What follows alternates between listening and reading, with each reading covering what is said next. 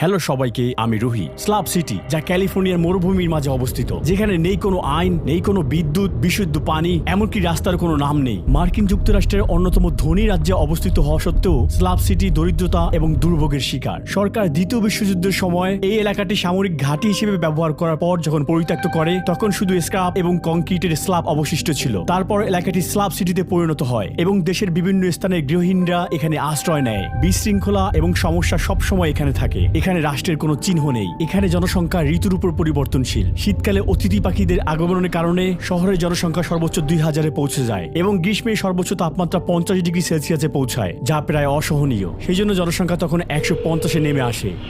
Hello, আপনি আমাকে দেখছেন না? ঠিক আছে, আমি পিছনের দিকে চলে আসছি। হ্যাঁ, আমি আপনাকে রাস্তার পাশেই দেখতে পাচ্ছি।